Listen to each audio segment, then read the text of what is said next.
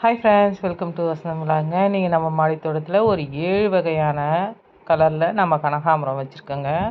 கனகாம்பரம் வளர்க்குறது ரொம்ப ஈஸிங்க. ஈஸி மெயின்டெனன்ஸில் வளர்க்குறது தான் கனகாம்பரம். ஒரு சின்ன கிளை வச்சாவே சூப்பராக வந்துடும். கனகாம்பரத்துலேயே 7 வகையான மஞ்சளில் மஞ்சள் வித்து டபுள் கலராக வருங்க. அது ஒரு ஆரஞ்சு ஷேடில் வரும். அந்த செடி நம்மக்கிட்ட ஒரு 3-4 இருக்குது. அதுக்கப்புறம் எல்லோ ஷேடுங்க. இது ஃபுல்லாக எல்லோ, ஒரே ஒரு செடி இருக்குது, எல்லோ கலரில் வருங்க. இதுவும் அழகாக பூக்குங்க. எல்லாமே சூப்பராக பூத்துருக்கு. ஏன்னா வெயில் தாங்க இதுக்கு ரொம்ப பிடிக்கும். எப்போயுமே தை மாதம் ஸ்டார்ட் ஆனவே மல்லி, கனகாம்பரம் நல்ல சீசனுங்க. நம்மளுக்கு 10 மாதமும் மாடியில் பூ கொடுத்துட்டே இருக்குங்க எப்பொழுதுமே. இப்போ நிறைய பூக்கும். எந்த மெயின்டெனன்ஸும் பண்ண வேணாங்க. ஈஸியாக வளர்க்கக்கூடிய செடிகள் கனகாம்பரம். அதில் நம்ம 7 கலரில் இப்போ 2 கலர் பார்த்தாச்சு. அடுத்தது இது ஒரு ரெட் கலர் கனகாம்பரங்க. ஹைப்ரிட் கனகாம்பரம் மாதிரி நல்லா ரெட்டிஷ் கலர். நம்ம நாட்டு கனகாம்பரம்னு சொல்லுவாங்க பார்த்தீங்களா, அந்த வகை. ஆனால் இது நல்லா நீட்டமாக பெருசாக வருது. பூவும் பெருசு, கலரும் நல்லா சூப்பராக வருது. அதுக்கடுத்து இது டில்லி கனகாம்பரம் சொல்லுவாங்க. இதுவும் இன்னொரு வகை. டில்லி கனகாம்பரத்துலேயே நல்லா பெருசாக, இலைகளும் பெருசு, பூவும் பெருசாக இருக்குதுங்க. சூப்பராக இருக்குதுங்க. இது பார்க்கும் போதே அவ்வளோ சந்தோஷமாகிடுச்சு. 1 வருஷம் ஆயிடுச்சுங்க. அது நம்மக்கிட்ட இப்போ தான் பூக்க ஆரம்பிச்சிருக்குது. இது நார்மல் நாட்டு கனகாம்பரங்க. இது பார்த்திங்களா ஆரஞ்சு ஷேடில் வருது. அது கொஞ்சம் டார்க் ஷேடில் வரும்.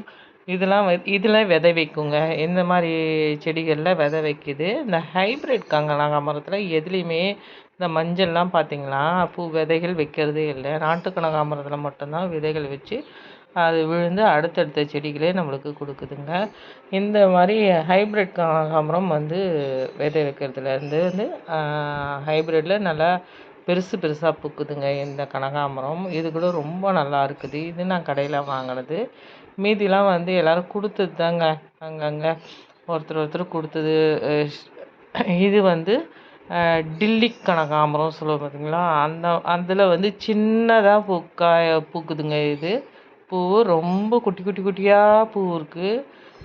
இது எங்கள் அக்கா கொடுத்தது.